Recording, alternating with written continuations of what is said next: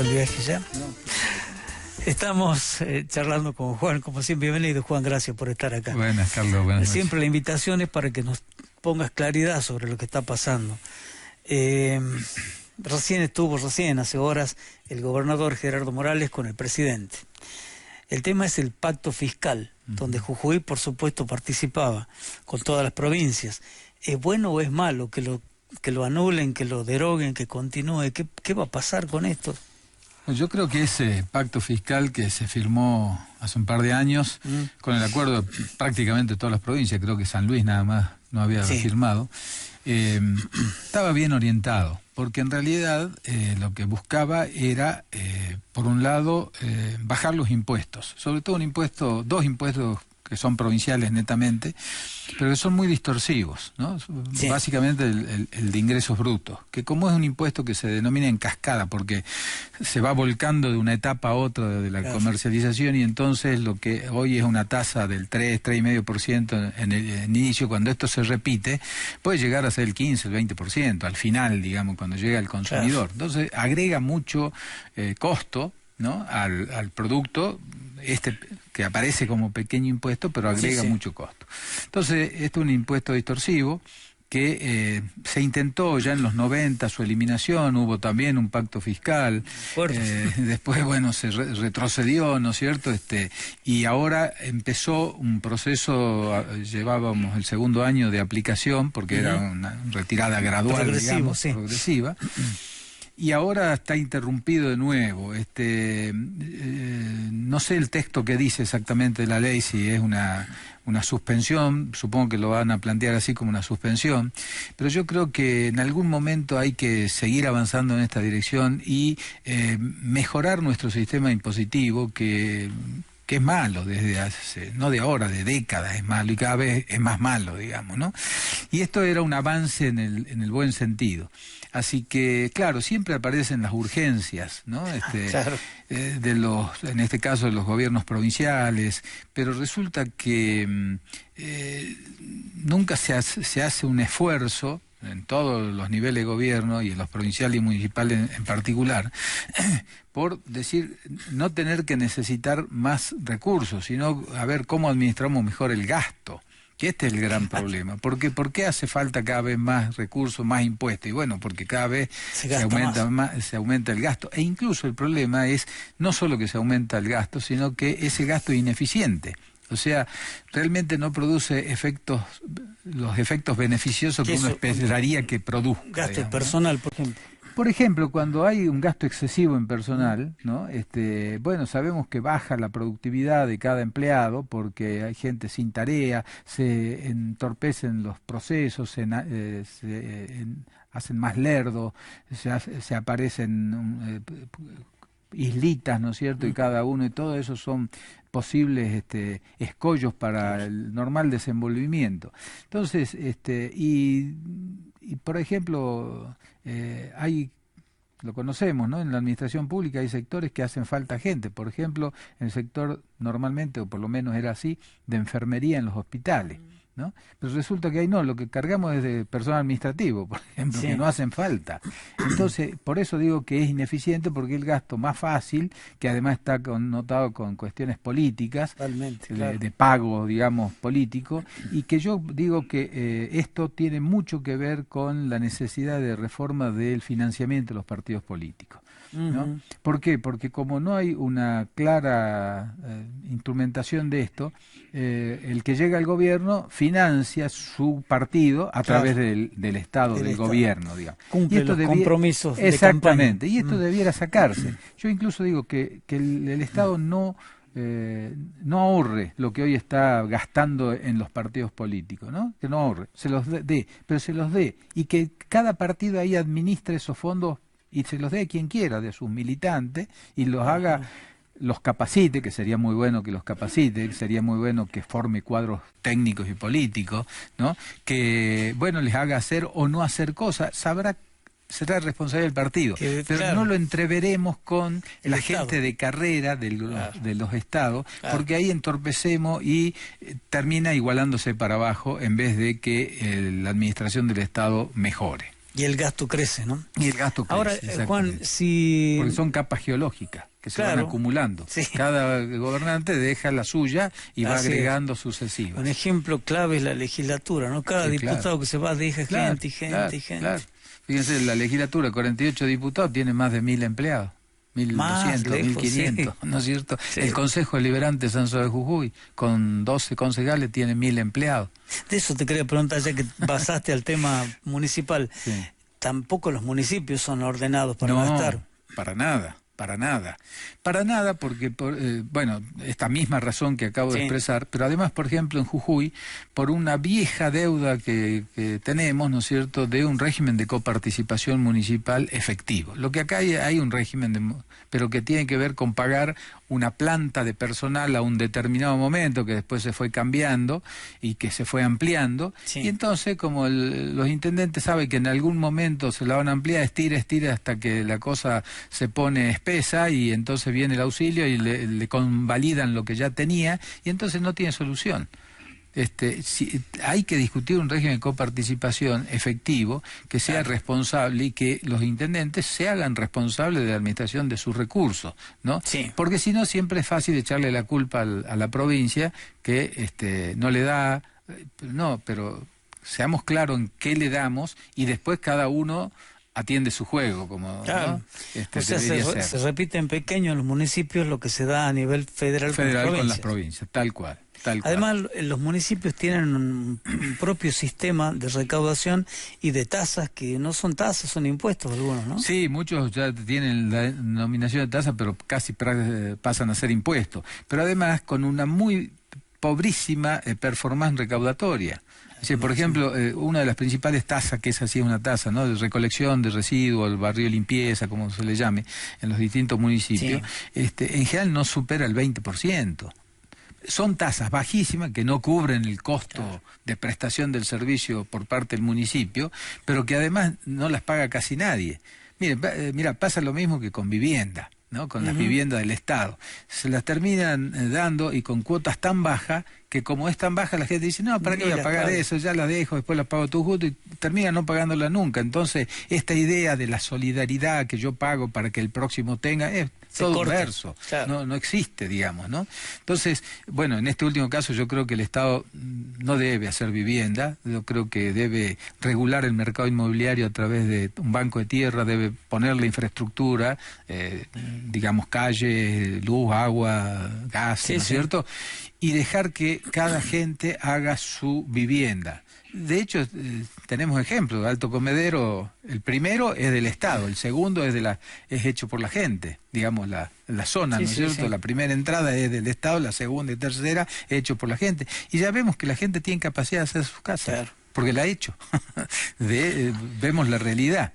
Entonces, bueno, hay tantas cosas como estas pero hay un afán muchos gobernantes de creerse que pueden hacerlo todo, ¿no? Y además se pasar a la historia al bronce. Exactamente. ¿No? Y se crea, por ejemplo, cosas como uniformidades que no son buenas socialmente, ¿no? Por ejemplo, casas todas igualitas, ¿no? Esto no es bueno, porque la gente es diversa. Y eso se debe reflejar en las casas de la gente. Cada gente tiene que hacer la casa como le guste, como quiera, como a uno le gusta la cocina chiquitita y otra grande, una adelante y otra atrás, redonda o cuadrada. Bueno, que la gente sea libre, es parte de la libertad individual. Además, otras cosas que aborrezco, ¿no? Los barrios de maestros de policía, ¿por qué todos juntos? Son guetos, son guetos. Son guetos. Resulta que la gente trabaja todos los días con esa gente y vive todos los días con esa gente. Esto es, yo digo, insoportable, ¿no? No hay que permitirla, porque se crean subculturas que después no son buenas, porque van haciendo apartheid, ¿no es cierto?, en eso. Y creo que que le den cupos a cada uno, pero todo distribuido en todos lados. Pero además, digo, el Estado no debiera construir, debiera regular. Hay un estudio privado que conocí hace poco, que dijeron, en Jujuy hacen falta 40.000 viviendas, ¿no? Ahora, lo que el Estado tiene que hacer es intervenir en el mercado inmobiliario, haciendo un banco de tierras para que no haya especulación y no se vaya a las nubes, y después promover el desarrollo por los privados de acá hay 2 o 3 ejemplos importantes en Jujuy de gente que estos últimos años ha hecho muy bien, con distintos mecanismos que permita que la gente acceda a su propia casa. Y entonces se corta también esto del clientelismo, de todas estas cosas que están alrededor. Claro, lo que pasa es que le estoy pidiendo peras al olmo, ¿no? Sí, estás planteando una situación ideal. Claro, porque quien tiene que cortar el clientelismo son los que viven del clientelismo. Claro. Entonces eso es lo difícil. Qué complicado, ¿no? Pero bueno, como sea. Volviendo al tema del pacto fiscal, ¿es bueno o malo que se corte ahora? Yo creo que no es bueno. Creo que no es bueno porque a pesar de, como digo, las situaciones, siempre va a haber un pretexto para cortarlo. Sí. Y yo creo que no, que esto hay que hacer el esfuerzo para continuar en el camino porque nos quejamos de que las pymes, que las empresas están sobrecargadas de impuestos y todo, pero bueno, cuando hay un programa de reducción de impuestos lo cortamos. Insistamos, seamos consecuentes, porque si no, incluso un empresario, aunque sea un pyme, ¿no?, planifique, dice, bueno, yo ahora planificó una cosa, ahora tiene que poner la marcha atrás porque resulta que eso con lo que él había contado ahora ya no existe. Entonces, todas esas imprevisiones generan incertidumbre y lo peor que puede en un sistema económico haber es la incertidumbre, porque esa falta de confianza hace que todos, ¿no?, los actores económicos, generen actitudes defensivas, y las actitudes defensivas, ¿no?, siempre son perjudiciales para el conjunto. No construyen, sino que obstruyen. Entonces yo creo que no es bueno esto, yo creo que debiera mantenerse. Y bueno, los gobiernos, en este caso provinciales y municipales, también hacer un esfuercito para mejorar su gestión del gasto. Nosotros tenemos en la provincia, lo he dicho en otras ocasiones, acá creció en esta última gestión de Morales el gasto de la política, la estructura, la superestructura del Estado se ha duplicado. ¿Duplicado? Y sí, prácticamente. Ahora creo que hubieron, como hace 2 años también hubo una eliminación de unos cargos que en realidad eran unos pocos que no estaban cubiertos, y ahora me parece que más o menos lo mismo, ¿no? Y bueno, entonces le pedimos a la gente esfuerzo, que contribuya, lo cual está bien. El empleo público de Jujuy ha hecho un esfuerzo importante porque el ajuste en su salario ha quedado bastante por debajo, no solo de la inflación, sino incluso del aumento de los recursos del Estado provincial. Y a pesar de eso, el presupuesto que acaba de aprobar la legislatura tiene un déficit de entre el 6 y el 7%. O sea, que a pesar de ese enorme esfuerzo que ha hecho una masa de gente, que son 85, 90 mil personas, y si lo extendemos en un municipio, 110 mil personas, no termina de arreglar la situación. Y cuando hay déficit, para financiarlo, la provincia la única forma que tiene es deuda. Porque la provincia no tiene maquinita de emitir billetes, no puede emitir para financiar ese déficit. Hay que buscar crédito. Entonces tiene que pedir crédito, o el otro que es el crédito compulsivo, que es el que se está usando, no pagarle a los que le debo. Y entonces crece los libramientos de impago en la tesorería, se quejan los proveedores, los grandes, los medianos, los chiquitos, y esto descalabra el sistema económico, porque se rompe la cadena de pago. Hay que pensar también en esas consecuencias hacia afuera, no solo hacia adentro del Estado. Juan, ¿hoy está cortada la cadena de pago en Jujuy? Yo no sé si uno puede ser tan categórico como para afirmar esto así, pero que hay dificultades en la cadena de pago, hay. Y obviamente que a los que más perjudica es a las empresas más pequeñas, porque son las que tienen menos aguante, menos espalda, ¿no es cierto?, para soportar esto. Las más grandes, bueno, por ahí tienen más mecanismos, y a otras se les va achicando los mecanismos. Para colmo, ¿no es cierto?, venimos de un sistema, con un sistema de altas tasas de interés crediticio, en donde, bueno, cuando la empresa no recibe esto, tiene que financiarse por afuera, y afuera son escandalosas las tasas. Eso también el gobierno tiene que pensar, porque por un lado dice, quiero promover la actividad privada, ¿no es cierto?, bla, bla, pero por otro lado no le paga lo que le contrató y lo obliga a endeudarse en forma suicida. Para eso es mejor que no lo contrate, porque entonces el empresario sabe que hasta dónde llega con su producción, con sus ventas y demás, ¿no? Planteada así como está la cosa, Jujuy, que está además en un rojo fiscal permanente, estructural casi diría, ¿no? Desde hace 20 años. 20 años por lo menos, sí. ¿Va a tener la posibilidad de seguir teniendo el auxilio de la Nación? Bueno, esto es una de las preguntas que generalmente mucha gente hace o me hizo, digamos, esta pregunta. Yo creo que en algo que veo algún atisbo positivo es que en estos procesos último que hemos vivido de cambios, de alternancias de gobierno, cosa que no teníamos prácticamente en la Argentina y que yo defiendo enormemente, creo que esto está mostrando algunos frutillos, algunas frutas, ¿no?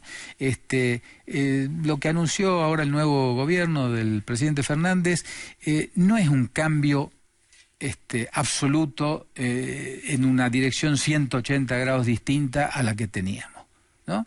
Fíjese que dice se actualizan las retenciones del campo, que hay un tema, pero resulta que esto es realmente una actualización para llevarlo en términos porcentuales a lo mismo que se había establecido hace 2 años. Que no es bueno la retención al campo, es cierto, pero que tampoco ahora pasamos un despropósito como había sido en el 2008, ¿no es cierto? Era confiscatorio. Que era confiscatorio, ¿no? Acá volvimos, bueno, retrocedimos en el sentido que venían bajando y se iban a ir diluyendo, y ahora el presidente pide un esfuerzo, dice, solidario, bueno, pero no es un despropósito. Sería bueno que este esfuerzo se le ponga término, diga, bueno, mire, esto va a ser así durante X tiempo y va a ir gradualmente, va bajando, entonces todo el mundo va teniendo la perspectiva. Claro. Creo que está faltando eso, por lo menos en lo que leí hasta ahora que está planteado. Y entonces, pero no, como digo, no hay cambios absolutos así totales. Ante esta pregunta que vos hacías, yo decía, cuando asumió Macri, se decía qué va a pasar con Santa Cruz, que estaba en una situación parecida o peor a la de Jujuy. La va a matar a Alicia, ¿no es cierto?, porque es Kirchner. No la mató, la ayudó, fue una de las provincias que más ayuda recibió, y eso permitió que con su más y su menos Santa Cruz siga adelante. A pesar de eso, Jujuy y Santa Cruz son las 2 únicas provincias que después de la devolución del 15% que hizo el gobierno de Macri de lo que se retenía para el sistema jubilatorio a las provincias, son las 2 únicas que siguen con déficit fiscal. Todas las otras o están equilibradas o tienen superávit, ¿no? ¿Por qué? Porque a Jujuy, por ejemplo, le representó un 25% de incremento real del monto de coparticipación, ¿no? Ahora, claro, esto se lo comió toda esa maquinaria que no solo era grande, sino que siguió creciendo. Este es el problema. Porque uno puede decir, bueno, no va a crecer más, no voy a achicar, pero no voy a crecer. Entonces hay un achicamiento natural, porque hay un 3-4% de gente que se jubila, se retira, se muere, etcétera, y entonces en 4 años vos bajaste un 15, un 20% el gasto. Si es que no haciendo nada más que no poniendo nueva gente. Claro. ¿No? Es decir, simplemente no es sangriento, digamos, la forma. Y eso hubiese arreglado. Bueno, no se hizo. Yo no sé si ahora, en el nuevo mandato, Morales intentará, sería bueno, porque Jujuy necesita ordenarse, porque ya tiene este problema y las deudas que tomó en moneda extranjera, ¿no? Nuevas, para estos proyectos, son un problema. ¿Por qué? Porque los recursos son en pesos y sobre todo cuando tenemos esta inestabilidad cambiaria. La deuda en dólares. En dólares, ¿no? Si estaríamos calzados en la misma moneda, bueno, no habría tanto inconveniente. Así que yo creo que, debe tomarse en serio. Juan, y si se especifican las tarifas de energía, se agrava el problema. Bueno, ahí hay un riesgo, una amenaza, digamos, latente, porque Fernández anunció esto en su campaña, todavía no se sabe bien cómo va a ser. Ahí hay 2 caminos. Si se especifica en el precio del consumidor es una cosa, ahora si se especifica en el precio el contrato al productor, que sería el caso nuestro con Cauchari, con Cauchari, es otro, porque Cauchari está calzado porque debe en dólares y cobraría en dólares. Pero si, hasta ahora sí. Por eso, pero si no cobra en dólares, ahí hay un descalce sustancial.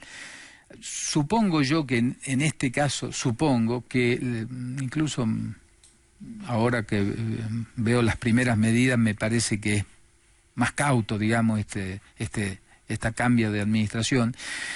Supongo que va a haber ahí una compensación, digamos, para el productor. Al productor le respetarán sus precios porque están acordados, son contractuales, en dólares, y la diferencia se hará cargo el Estado Nacional, si es que se quiere que esa diferencia del tipo de cambio no caiga en el consumidor. Bueno, se tendrá que hacer cargo el Estado Nacional.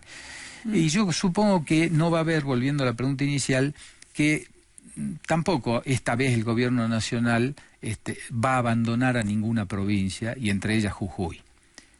Es decir, bueno, arréglensela, ustedes son de la contra. Ese es el temor, claro. Que hay. Yo digo, tenemos el claro ejemplo. Macri no lo hizo con el kirchnerismo en Santa Cruz. Yo creo que Fernández no lo va a hacer con el radicalismo o Cambiemos en Jujuy.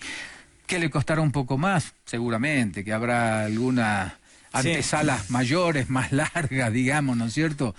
Como esto que se dijo el otro día, que no sé si será cierto, que pidió una audiencia antes que asuma y no lo recibió, sino fue recibido por el presidente del bloque de la oposición. No sé si habrá sido cierto, pero bueno, algunas cosillas de esa habrá seguramente, pero no creo que haya un abandono, digamos, porque detrás de eso también un presidente sabe que está la gente, no solo está el opositor gobernando, sino está la gente por detrás de él. Además le generaría un polo de conflicto impresionante. Muy grande, claro, que yo creo que nadie quiere. Con este panorama, Juan, ya sabemos, el sector público sobrevivirá como puede, como viene. El sector privado, las pymes especialmente en Jujuy, ¿qué futuro tienen? Bueno, hay, digamos, las precisiones, o las pocas precisiones que hay, es que va a haber un apoyo hacia las pymes del gobierno nacional, créditos más baratos, ¿no es cierto? Algún otro incentivo fiscal, o sea, una moratoria, se habla, fiscal, que permitiría un periodo de gracia de no pago de 4 a 6 meses para que ahí no les permitan respirar, y se supone que habría una recuperación de sus ingresos por venta, y eso le permitiría, bueno, arrancar dentro de unos meses. Bueno, eso aparece como un panorama que puede ser favorable para las pymes. Creo que las pymes también tienen que pensar y desarrollar sus estrategias como que esto no es para siempre, que estas ayudas duran un tiempo, y que tienen que también a ponerse a tono para las situaciones, para que después ser capaces de funcionar y sobrevivir solas, digamos, ¿no? O sea, con su actividad comercial y productiva normal. Bueno, ojalá que sea así. Tu formación es peronista. ¿Le tenés fe a esto? A este gobierno, digo. Sí, yo, yo dije que siempre yo más bien me prefiero definir como libre pensador. Me gusta más eso, ¿no? Aunque es medio antiguo y romántico, pero me gusta más eso. Porque no me gustan mucho las etiquetas, porque eso a uno le quita posibilidad por ahí de hablar bien o de hablar mal de algo, porque por disciplina no se puede. Yo creo que eso no es bueno.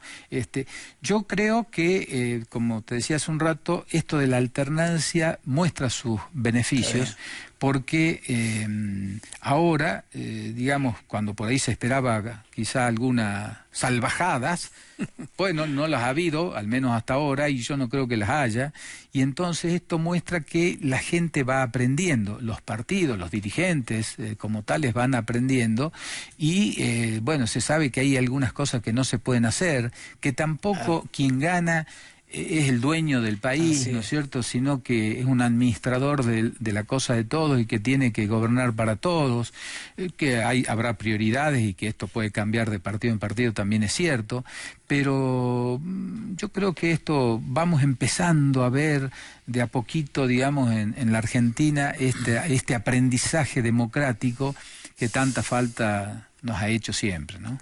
Claro. Mientras avanzamos en la democracia, maduramos con la democracia. Exactamente. Esa es la idea. Lamentablemente, esos procesos son lentos. Quisiéramos que sean rapidísimos, ¿no? Pero evidentemente no son tan rápidos. Todos queremos rápido. Bueno, es una de las características de este mundo y de la Argentina en particular, nuestra impaciencia. Todos queremos ya. Bueno, gracias, Juan, porque bueno, hay una luz de optimismo en lo que decís y nos viene bien. Sí, yo creo que, bueno, no solo que queremos, creo que todos, cualquiera sea nuestra opinión y posicionamiento político, la necesitamos, ¿no? Porque Argentina ha retrocedido tanto en las últimas décadas, ¿no? Pero no hago referencia a un gobierno en particular, décadas, porque esto lleva décadas, y ya ven que antes nosotros nos destacábamos en el concierto latinoamericano, y ahora estamos, no solo que somos uno más en el concierto norteamericano, sino uno más viniendo cada vez más atrás, digamos, ¿no? Entonces, bueno, tendríamos que poder recuperar en algo, o empezar a recuperar, lo cual llevará décadas también, lamentablemente, pero Argentina creo que puede hacer esta recuperación más rápida, tiene su capacidad instalada, digamos, productiva y de recursos, tanto naturales como humanos, que quizá le permitan salir más rápido. Pero necesitamos racionalidad, necesitamos y no bandazos.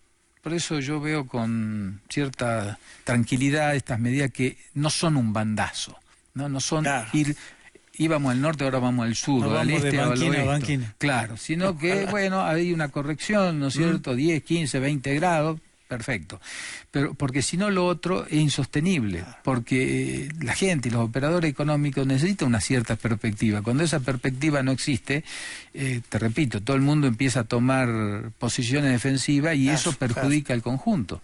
Con esto de los aumentos de precios y de del acuerdo económico, bueno, ya en los meses previos, los que después supuestamente van a congelar los precios, ya los aumentaron por si las dudas. Claro. Bueno, esto no sirve. Estas son las cosas que no sirven. Ojalá que tengas razón, Juan. De nuevo, gracias por tu opinión, tu consejo, porque es una manera de aconsejar a la gente que se prepare para no repetir, no tropezar con la misma piedra. Exacto. Gracias de nuevo. Que pases una hermosa Navidad y que el año que viene nos encuentre con ganas y peleando. Ojalá que así sea para todos, para vos, tu familia, la audiencia. Te regalamos los chocolates de las cuevas, como siempre. Con todo gusto, que son exquisitos. Y seguramente nos volveremos a encontrar a medida que vaya avanzando este país. Que vayamos viendo el desarrollo de las medidas. Que vaya derecho, ¿no? De banda a banda, como decíamos. Exacto, ojalá. Volvemos después de este corte comercial breve. Vamos a hablar con el ex embajador en Bolivia, Normando Álvarez García.